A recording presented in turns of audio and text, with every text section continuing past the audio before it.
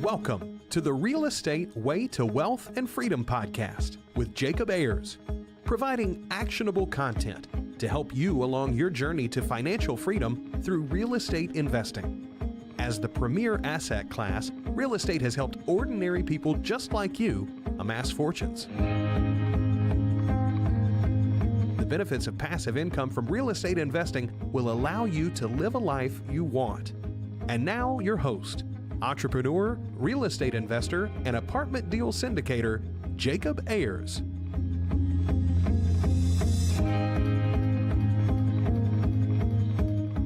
Hi, and welcome to the Real Estate Way to Wealth and Freedom podcast, episode 192. Hi, I'm your host, Jacob Ayers. Thanks so much for tuning in to yet another episode. Well, this week's guest is a really exciting one, and I'm super excited to have him on the show. His name is Neal Bawa. Now, I recently met Neal at the Best Ever Real Estate Investing Conference in Denver, Colorado last month, and he is just a pleasure to talk to. He's a really, really intelligent guy, and he has a different perspective on real estate. See, Neal calls himself a mad scientist because he comes at real estate investing from the technology perspective, where he's very numbers and data driven. Well, it'll be interesting to hear what Neal has to say about the world of real estate investing and how he sees it with his numbers and data science kind of perspective. So without further ado, let's jump into this week's episode.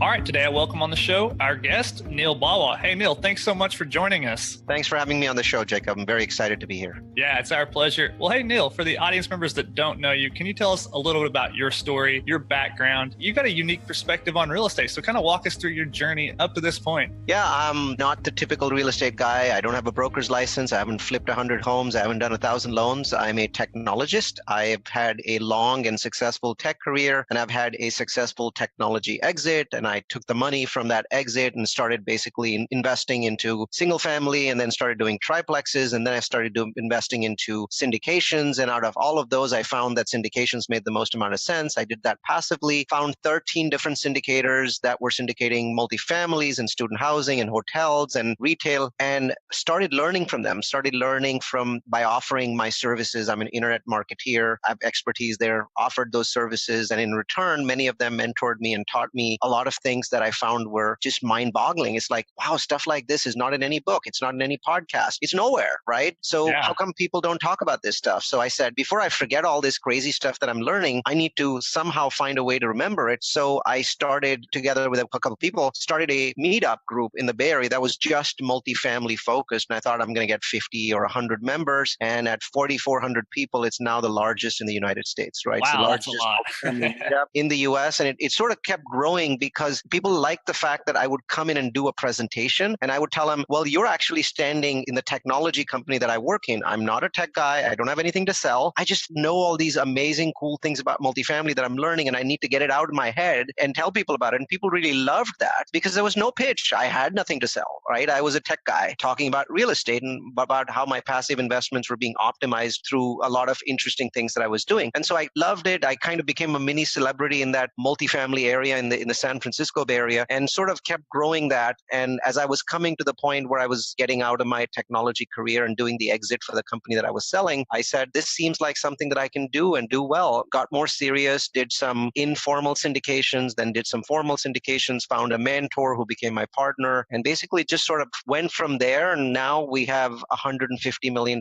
portfolio with 1,800 units. We're adding over $100 million to our portfolio this year. So sort of just happened. That's awesome. And it's always so fascinating to hear real estate investors' backgrounds because very rarely is it really real estate investing, right? I tend to see a lot of engineers and accountants and people like that have turned real estate investors. You being the data scientist, technologist guy, really cool. You've got some unique perspectives on real estate. At the end of the day, real estate investing is about the numbers, right? So a really important quality to have with your background. Now, you mentioned you kind of got your start in the single family, small multis, triplexes space, which so did I. So I'd really be interested and keen on hearing your take there, what you learned kind of playing in that space before you transitioned to the larger multifamily space. What kind of lessons, takeaways did you pull from there? And then why did you start there? So actually, I started in reverse, and I'll tell you the Oh, whole okay. story. So most people start with single family. I started with a 27,000 square foot new construction project for my business, for the actual business. Yeah, okay. So the senior partner in the business, my CEO, came to me in 2003 one day and said, "We're making lots of money. We're not going to rent office space. I'm just going to go buy an office." And I was like, "Awesome, boss. I really hate this landlord." And so he comes back 10 days later and like, "I have bought it." And I'm like, "I'm so happy." And then he drops a bomb on me, like a large nuclear weapon, 1 megaton. And he said, "Well, what I really bought was this empty shell. It's 27,000 square feet. It has 4 walls and a 22-foot high ceiling. There's nothing actually inside of it, Neal." And I'm like, Good. "We have 9 months left on our lease with a landlord that doesn't like us. What the heck are we going to do?" And he's like, "You're going to build it." And I'm like, "What? I don't know the first thing about building anything. I've never even rented a single family house." He just, "What are you talking about?" He's like, No. I know lots and lots of great stuff. And I have these other GCs and we'll just work together and somehow we'll get it done." And after that began this 9 month period where I was just terrified and couldn't sleep because I knew that we were going to get kicked out on the 4th of July, 2004 from the office that we were renting and basically would be on the street with our business on the street. So it took us exactly 8 months and 29 days to complete that. It was just trial by fire. And when we got done, it was great. I was like, wow, okay, this was insane. But I learned a lot. I learned an incredible amount of stuff about construction and fire codes and all these kinds of things. And then in 2 years, our company grew so much, partly because of what we did there, that we ran out of space again. So this time there was a building behind it, but it was $3 million more and it was larger. And it was like, I don't really have that kind of money to buy this whole building. So I came up with this weird idea. And the weird idea was there's all these doctors in Fremont and these doctors are pretty rich. So what if I go to these doctors and tell them, how about I buy this building and you buy a 2,000 square foot suite inside of this building. I'll build it. Once again, it's all 4 walls. So I got to build it from scratch. And then when I'm done, I'll rent it back from you. And I'm thinking, even as I'm pitching this to people, it's like, these people would be totally idiots to actually do this. And what I didn't realize was I was the idiot. I didn't charge any fees to build it. I didn't charge any profit splits. What I did was gave a bunch of doctors a year of free labor to build beautiful suites for them and then rent it back from them forever. So since 2006, now it's to 2018, I've sold that business, but all of those suites are rented. So eventually I realized just how sweet the deal was for the doctors and that what I'd done is called syndication. And I didn't realize that that was a syndication until 3 years later. And then I was like, wow, there's so much money being created here. Why don't I get more involved? So then I went to a city called Madera, California. Statistically speaking, it was hit the hardest in the United States. Prices had gone down by 71%. I basically picked it off of Zillow. I looked at 4,000 markets on Zillow. I found the one that had the highest drop. I went to Madera and I bought 10 homes there in a single year. Then I discovered that I didn't like being the property manager. And if I hired a property manager, then basically there wasn't a lot of cash flow, right? So it was not a non-scalable sort of thing. So I got my wife's name off of those 10 homes, went to Chicago and bought 10 triplexes. And though it scaled better, same problem. Now you have 30 tenants to deal with and you're still the property manager because the property manager doesn't do a good job. So I was like, well, what happens when people want to scale beyond this? This is non-scalable, right? It's fine that I started there, but everybody, when they get to the 5-year or 10-year mark in their life, must want to do something that's much more scalable and professional. And that's when I found multifamily syndications. And when I looked at those syndicators and how scaled they were, they had CFOs and accountants and they had asset managers and they had their own property management companies. Then I said, okay, this really scales. This is what I want to do. I was running a company with 400 employees. So I knew that scale is the way to grow in your life and get true passive income. And so over time, I moved a lot of my assets into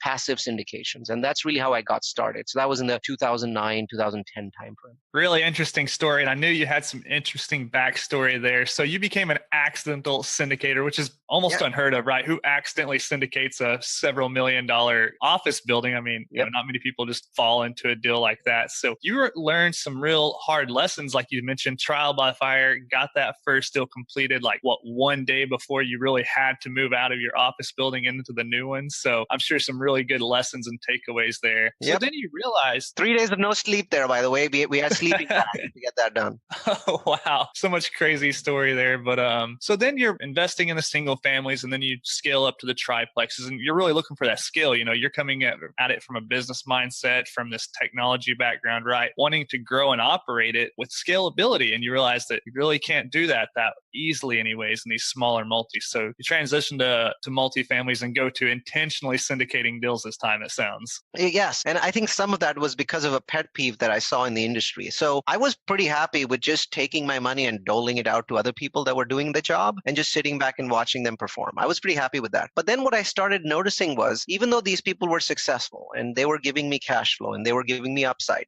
things were working, but I could see very easily that none of them had adopted cutting edge technology. And many of them were just ignoring the data. So I would have a syndicator and his city would be doing really well. Like by that time, I could tell that when cities are doing well and when they're going up and when they're going down. And so this syndicator is, let's say in Houston, this is a real story. So I go and invest with them in Houston because I know Houston's going to do really well. And, there's not a lot of supply and there's lots of demand. And then 3 years later, I start seeing that Houston's doing poorly and the supply is basically gone up and the demand has gone down. So I go back to this syndicator and I'm like, so why are you still doing projects in Houston? And the answer is, well, we have all these back channels and we have all these connections and this team. So we're going to continue doing stuff here because it doesn't make sense for us to go and build these things elsewhere. I found that to be a total cop-out answer, Jacob. That's not a good answer. That's not what you tell investors. What you tell investors is, I realize that this area is slowing down, so I'm building something in Salt Lake City or I'm building something in Denver, and it's just not built yet. Maybe that's a better answer, right? But what you don't say is, I'm really comfortable. I know everybody and everybody knows me, so I'm continuing to buy here even though I know that the market is slowing down. But syndicator after syndicator was telling me that. So what I realized was a lot of these people were lazy. They weren't truly tied to data. They was just selling data in presentations by picking it up from the Marcus and Millichap offering memorandums, all those nice graphs and charts and sticking it there. But they truly were not imbibing data the way I was. I loved the analytics around cities. I loved to see cities change over time. Orlando becomes such a powerful city. Phoenix recover from a crazy crash. Las Vegas recover from a crazy crash. And then I saw those cities growing and I said, no one's really focused on this. No one has a model where every year you establish a new list of cities. And every year when you see the best cities in the US, you go invest there. And yes, it's harder because you're creating entirely new teams, property management and contractors and asset managers in each metro. But why doesn't anybody do that? And the answer is because they're not tied to the data. So I said, well, that's going to be the thing that distinguishes me. I am going to follow the job growth trend, the GDP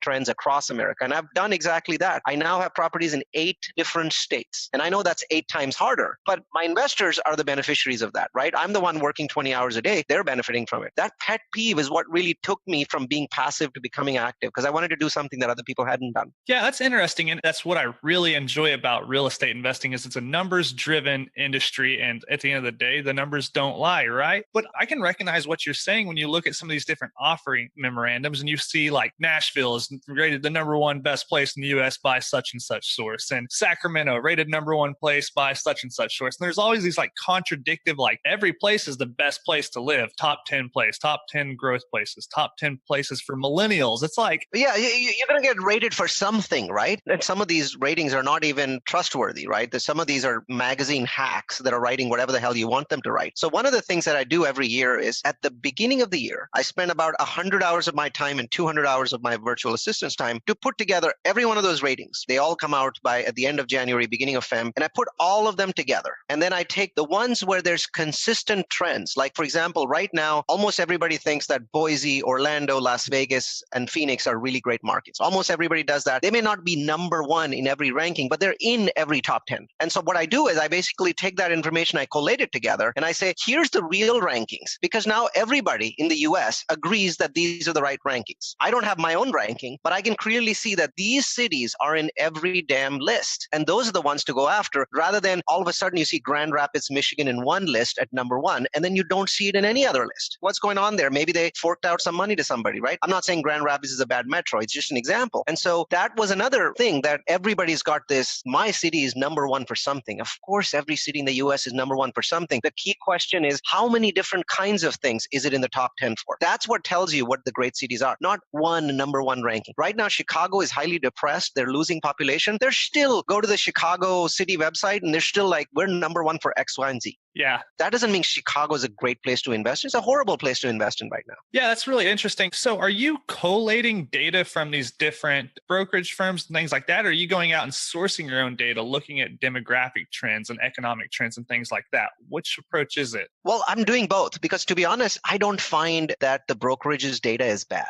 They're doing what they're doing. They're not making anything up. They're gathering it from somewhere. And in certain cases, they're paying a lot for that data. So maybe they have a CoStar subscription, a Yardi Matrix subscription, an Axiometric subscription. So they're getting the data from there. So I don't think that there's anything wrong there. For the record, they're fine. But then there's analytics services that I'm paying for. I pay for housingalerts.com. I pay for localmarketmonitor.com. I pay for neighborhoodscout.com. So I'm looking at all of these pieces and I'm looking at their rankings, and then I'm looking at what the brokers are putting out and what the websites are putting out. Realtor.com has lists. Apartmentlist.com has lists. So does Zillow. So does Trulia. So I'm looking at all of those and saying, okay, what are the commonalities? And sometimes I can recognize that this list has actually come from this data source because the list is identical. So for example, if you go and look at any of the Forbes top 10 lists for any year, at the bottom of the page, they say data sourced from Local Market Monitor, right? So I know exactly what analytics firm it's coming from. So there's many other firms there as well. And so I think taking the data together and looking at trends, reading the tea leaves is very powerful because then you can tell which metros are really going in the right direction. I'm also looking at forecasting services. It's not important to know that Las Vegas has the highest rent growth in the US right now. It's obvious that it has the highest rent growth. What I'm interested in is what is going to have the highest rent growth 12 months from now. That's my focus. That's where I'm going. And that's what I'm trying to figure out constantly. Yeah. So when you're talking about those trends, what are some things you're looking for, whether it's job growth, population diversity, or age? What kind of things are important to you and what do you value when you're assessing these new markets? Number one is population growth. And I'm not just looking for population growth. I'm looking for a specific amount of population growth. I want at least a 1% population growth per year. All of the really awesome cities in the US would easily match that. Then I'm looking for, beyond that, I'm looking for median income growth. So I want the income levels to be growing by 1.5% a year. 1% population, 1.5% a year in income growth. And then I want the median home value to be growing by 2% a year. 1.5, 2. And then I want crime levels to be below a certain level. And I use City-Data to set a crime level of 500 or below. But you can see lots of different websites and you can set your own levels. So those four together allow me to pick the best cities in the US. And those four metrics are how I rank them. The fifth metric, which is the Uber metric, it's the most important, is 12-month job growth. And what's nice is you can get 12-month job growth from lots of sources on the internet. I get it from the departmentofnumbers.com. Yeah, really interesting. And obviously, for obvious reasons, you want population growth, you want income growth, you want household median increase in values. Now, when you're talking about median home values, do you worry about too much increase? Let's say if you've got like a bubble market, like maybe Denver or San Francisco, what if you're at 8, 10, 12%, this unsustainable number? Does that frighten you in any? It frightens me a lot because obviously that market is doing really well. It's climbing. Everything else is going well, but its home prices are going so fast that at some point it has to stop or reverse. The two markets in the US that I'm most afraid of are Denver and San Francisco. Those are the markets that just make no sense at all. So what I do is I pay for localmarketmonitor.com. They have a ranking which says what is the median home price in this market, and then what is the income price in this market. So let's say the median home price is $300,000, but the equilibrium income price is $200,000. That's what prices should be at. It's okay to be 10% over. It's okay to be 20% over. But Denver is 44% over median income price. What that means is Denver's growth is unsustainable. At some point, it must drop. It must drop because people can pay in excess of the income price for a few years. But in the end, it's going to come down. I'm not going to say it's going to come down all the way to that income price, but it might come down halfway. So instead of it being 45% above income price, it might come down to 22. That's still catastrophic. So from an income price perspective, if a metro is more than 20% above the income price, then I tend not to invest there. At this point, that's one of the reasons I'm not investing in Dallas. It's a great metro, in my mind, the best metro in the US for the long-term growth. But right now, that income price is well above 20%. Denver's the worst in the US, San Francisco Bay Area right after that. There's also some other markets like Nashville that have really started to get up there. So if it's 10% above, 20, even 25% above, you're okay. There's still potential for future growth there on the home prices side because I'm a multifamily guy. I'm interested in rent growth. Well, if home prices are going down, guess what happens to rent growth? I really can't invest in those sorts of places. And this is why sometimes I come up with very interesting and surprising things that I get bashed on the internet for. For example, 2 or 3 years ago, I was talking about Sacramento and Las Vegas. People are like, are you crazy? Sacramento Sacramento, Vegas, these are horrible markets, right, to invest in. The answer is no, they were horrible markets. They built nothing from 2008 to 2015. They have a huge vacuum. Clark County in Vegas is the fastest growing county in the US for population. Sacramento has high population growth because of the 100,000 people that run away from the Bay Area every year. Have you not been watching these trends? I was vindicated. Last year, Sacramento was a number one metro in the US for rent growth. This year, it's Las Vegas. Now, when we're saying this, Neal, number one market in the US for rent growth, is that a real number? Is that a real statistic, or is this some magazine quoted stat? The short answer is no, because rent growth is usually provided by enterprise level companies that are selling data for $25,000 to $250,000 a license. So CoStar, Yardi Matrix, Axiometrics, that's where the data comes from. And they don't agree all the time. So right now, Yardi Matrix has Las Vegas at number one in the US, but at number two, in CoStar, it's still at number two. So it's not going to be number 16. So the rent growth data is purchased for very expensive prices. So there really aren't any hacks in that marketplace. Yeah, it's all about the source, right? If you go to City of Sacramento's county web or city website or whatever it is, obviously they're a little biased about their municipality, right? But if you're a little, you're being nice. No, they're horribly biased. Yeah, you're right. Yeah, I mean, it's very true. And you've got to look about where ultimately what source you're getting your information from, right? And if it's backed up even by true statistics. And it's backed up by someone else who's also reliable. If there's a trend, then it's not possible for only one party to see. The trend will be visible. And also remember, multifamily and single family are connected together. So one of the greatest benefits that we have in multifamily, Jacob, is that if you see massive home price growth in a market, then 18 months later, you're going to see massive rent growth. So it's like I have a crystal ball. It's an 18-month crystal ball that tells me where that market is going to be 18 months from now, because rents only go up once homes become so expensive that no one can buy. Even people with money cannot afford homes. And so now they go out and rent, but they have money. So they're not looking for bottom feeder rents. They're looking for mid-tier and high-tier rents. So they drive up the rent market. So I've seen this over and over and over again. 2 years ago, when Las Vegas had 12 and 13 and 14% a year home price appreciations, I was telling my students, hey, just so you know, I'm putting my money where my mouth is. I just bought a $30 million building in Vegas. Well, I'm raising rents on that building right now by 7%, which is an insane number. The US average is 2%. I just raised rents by 7%. Well, like you say, you're following the numbers. That's what makes sense, right? Absolutely. I'm super passionate about this because, guys, it is not that hard to make money in real estate, but you've just got to be focused on the numbers. We do such a good job in real estate of gathering the numbers and then doing a great job of ignoring them when it pleases us, because we get lazy. The data today is out there. It is available. Maybe in an hour, all of a sudden you can be an expert, right? 1 hour of searching, but then take that and say, I'm not going to just walk away simply because the best city happens to be 2,000 miles away. And then there's this other city that's not in this list, but it happens to be 100 miles away. And my broker sent me a deal there, so I'm going to take a look at that one. That is not data-driven investing. That's just you doing lip service for data. Yeah, sure. Well, Neal, what recommendations would you have to people who are interested in maybe making that transition like you did from those smaller multifamilies to larger multifamilies? What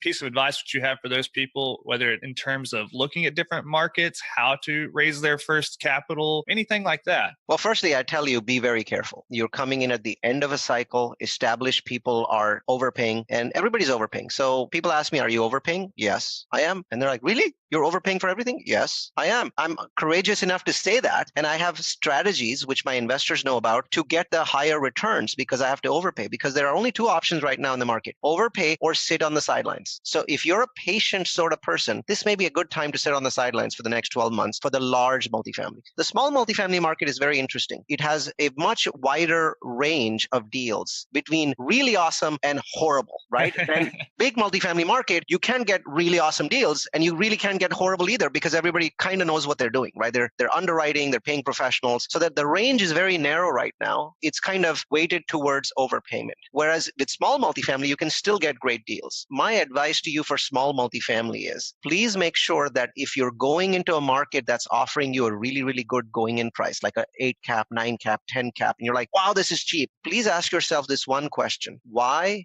is it cheap? We are in the 9th year of a cycle. Every metro in the United States, even the Rust Belt, are doing really well. Unemployment is super low. Job growth is phenomenal in our country. Why is it cheap? The answer is that metro is doing so poorly that whenever the next recession hits, it's going to go back to its long-term trend line of job decline, of population decline, of cap rate increase. And then you won't have a way to exit. You will do really well on the buy. You'll do really well on the cash flow. And then you're going to be stuck there for a long time. because you can't exit. And Neal, a question for you. In this context, what does small multifamily mean to you? 5 to 30 units. I think 5 to 30 units is an area where you can get in and put in some sweat equity and do some beautiful rehab and get some amazing returns that I can't even touch. Honestly, the percentage returns that are in the 5 to 30 that you can get for yourself or your investors is not something that I can touch, but there's no scale there, right? But when you're starting out, you're not worried about scale, you're worried about track record. You can give 30 or 40% annualized to investors if you buy the first small multifamily. By the time I'm buying a $10 or $20 million range, can't really get to 30 or 40% returns. You're pushing for 20. Yeah, sure. Yeah, that makes a lot of sense. And you bring up a good point about looking at these markets and why are these properties a lot cheaper than the larger markets? Well, you have to ask yourself, what's the projection look like, right? Like earlier we were talking about, we don't care what it's doing right now. We care what it's going to be doing in 12 months and 24 months when that property is actually ours. Yep. So those sorts of things are very important. So one of the easiest tips I can give you is open Google and type in population space, whatever city you're interested in. Mm-hmm. Google will give you a very nice trend line, right? So it's going to give you a trend line of population growth for cities like Columbus and decline for cities like Cleveland. So in my mind, if Cleveland has been declining for the last 3 decades, are you willing to bet your investor and your future that it will stop declining? You want to see that trend. I keep hearing Detroit is coming back. Show me one point between 1959 and today when Detroit's population stopped declining even for a year. Show me one single. And why are people telling me Detroit is coming back? This is a city that people are running away from. The only thing that's changed is they're running away slightly slower. There's less of them running away every year. Is that the reason to go and invest in a city? Would you put your own money in there? Doesn't sound like it.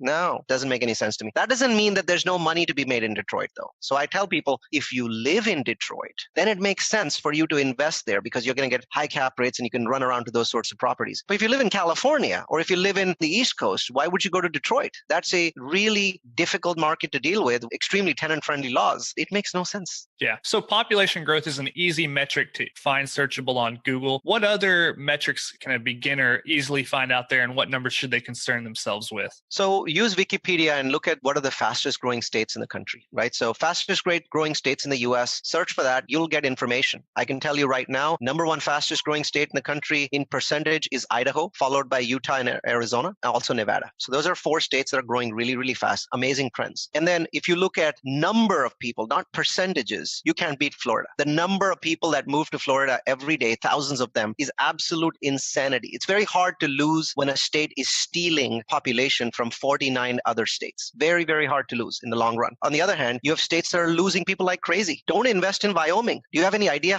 what percentage of people Wyoming loses each year? I don't know who's going to be left there in 20 years. Well, in this context, how vital is looking at percentages, right? Because say the population of Idaho is, I don't know, let's call it 2 million. 2 million? That's not exactly comparable to saying like 100,000 people every month are moving to Florida, right? You're comparing apples to oranges there, percentages to real numbers. So you're absolutely right. So when you're looking at percentages, don't make a decision the first time you look at it. When you're looking at percentages, keep looking for at least a year or two to see a trend there. You're right. Let's say Idaho small, it's 1.7 million actually, the population of Idaho. So let's say a major company moves from San Francisco to Boise. It's going to bring along 5,000 jobs. So it's going to create this massive spike in Idaho, which is going to settle after 3 to 6 months. So if you're looking at percentages for smaller states, you've got to follow it for a year or two. Just so you know, I've ranked Boise as the number one place in the US to invest in for 2 successive years, 18 and 19, because it is sustaining the spike. It is staying at that very high percentage level where the population growth is extremely high. So in my mind, Idaho and Utah are small states that are doing phenomenally well because they've been doing it for year after year after year after year. Whereas Florida, just in terms of raw numbers, is insanely good and beats even Texas. Texas comes close, but Florida beats it. Well, I know you're out in California, so tell us what your take on the California market is. There's also a lot of listeners to this podcast that live there, so I'm sure people are interested in hearing your perspective on that state. I love California. I think it's the most amazing place in the US. I think that they're going to have a really tough time. I live in the San Francisco Bay Area, and I think that the Bay Area is the most unique place in the world, not just in the US. I think it is the most amazing place in the US. But California is not the Bay Area. It's a population of 40 million people. It is losing population. Most major metros have massive affordability problems. We are increasing the population of people that are homeless. It's spiking like crazy in major cities like San Francisco and Los Angeles. Home prices are getting to the point where there's just makes no sense. And also now with the 2018 tax changes, basically my home, this home behind me that you see, I'm paying $17,000 in property taxes. Until last year, I was writing them off. This year, I'm not. $17,000 a year because tax laws changed. Well, that really hurts when you have a really expensive house here. There's only expensive homes in the San Francisco area, right? So, Only. yeah, our garages cost more than homes in Dallas. So it's insanely expensive to live here. And that is going to be a challenge. Also, as long as the Republican Party stays in power, the one thing that's been helping California, which is inward migration, well, it's not helping anymore. So Google this. For the first time since really we started keeping records, the San Francisco Bay Area lost population. The most innovative place on earth lost population. It was a very tiny number of people, but I think it's a harbinger of what is to come. Yeah, really interesting there. Well, Neal, it's been a lot of fun talking with you, getting your take as a data scientist and as someone with a technology background and just a numbers-driven focus of real estate investing. I mean, like we said at the beginning of the show, that's what it's all about, right? So understanding the numbers is really the most important thing you could do as a real estate investor, because that's what you're doing it for, is the numbers, the dollars. So yeah, it's really interesting to see your take and just kind of understand your perspective on things. Thank you. I'm glad you enjoyed it.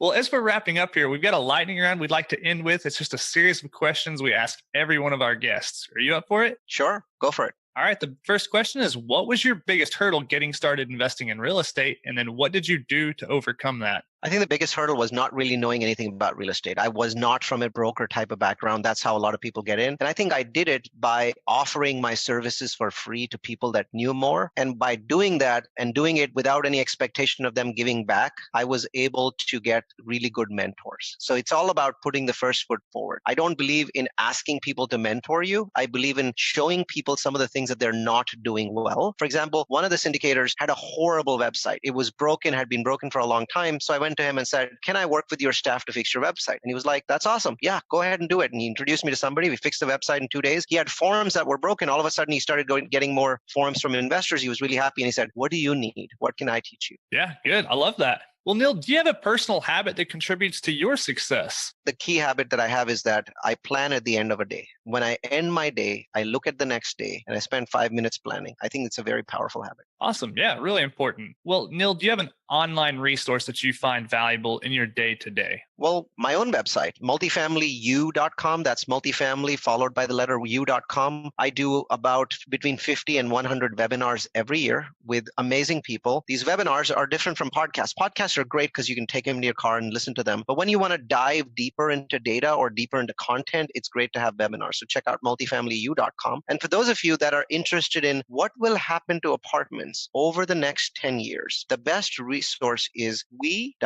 are apartments.org with an S. We are apartments.org. This is an insane website. It's like looking through a crystal ball at the future of apartments. Interesting. I've never heard of that. So we are apartments.org. All right, cool. Well, Neal, what book would you recommend to the listeners and why? I'd recommend The One Thing. I find that people are constantly trying to do 86,000 different things and hoping to excel at them. And I do the same thing. And so I read the book and I reread it to bring me back to the fact that what really matters is the one thing today, the one thing this week, the one thing this month, the one thing this quarter. Having that focus is so incredible. Every time I read the book, I feel energized. Yeah, I love it. It's a great book by Gary Keller and Jay Papasan, if I'm not mistaken. That's correct. Yeah, got it right. Sitting back here. Yeah, that's right. So, well, last question in the lightning round. If you were to give advice to your 20-year-old self to get started investing in real estate, what would you go back and tell yourself?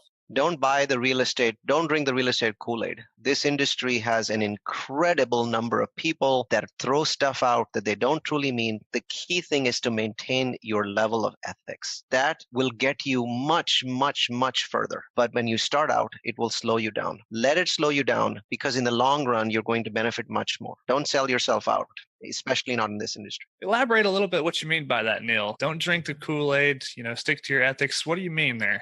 There's people out there selling something and they don't give you both sides of that picture. They're just focused on giving you one side of the picture. This is so common in real estate. I see this in other areas, but in real estate, it seems to be pandemic to think for everyone to say that whatever they're selling is truly awesome and whatever they're not selling is not. And this is, in some industries, this is pandemic, car sales and insurance and real estate. I see a lot of that. I do not see it as bad in other areas. So my advice to my 20-year-old is when you get in, you're going to see this and you're going to think that this is normal. It's not normal. Yeah, okay. I definitely understand. I see what you're saying there now. So really good stuff. Well, Neal, hey, you're not a stranger to the microphone. You actually help a lot of people invest in real estate through your platform you just mentioned, Multifamily U. So tell us a little bit about what people can find there. Sure. So multifamilyu.com, once again, with the letter U after the word multifamily, is a platform where we do 100 webinars a year with people that are specific to multifamily. So brokers and lenders, how to get loans for a $5 million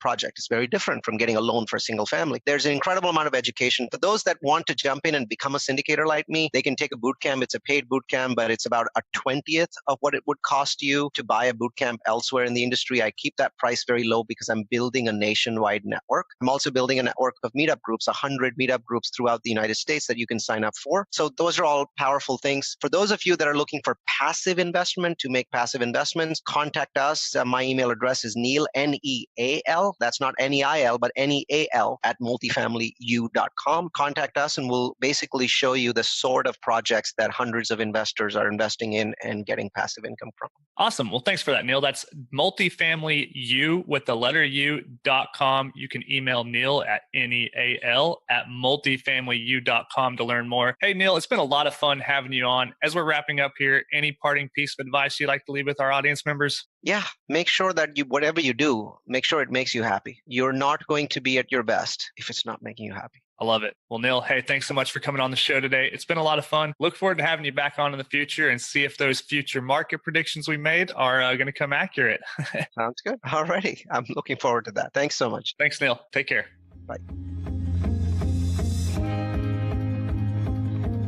All right, that wraps up this week's episode with our guest, Neal Bawa. Hey, I hope you enjoyed today's episode. As you can tell, Neal is a super enthusiastic and really down-to-earth guy, and it's interesting to see his perspective on the different markets around the US and what the numbers have to say about those. So if you'd like to learn more about anything we mentioned on today's show, you can find that in the show notes with all of those resources. And of course, feel free to reach out to Neal if you have any questions. He's obviously a very approachable and relatable person, so feel free to reach out to him. And as always, if you have any questions or comments or want to learn more about what I'm doing, you can do so at www.jacobayers.com. Till next week, engineer the lifestyle you want. You've been listening to the Real Estate Way to Wealth and Freedom podcast, providing you actionable content to build your real estate empire. Nothing on this show should be considered specific, personal, or professional advice. Please consult an appropriate tax, legal, real estate, financial, or business professional for personal advice. The opinions of guests are their own. Information is not guaranteed. All investment strategies have a potential for profit or loss. The host is operating on behalf of the Real Estate Way to Wealth and Freedom, LLC, exclusively.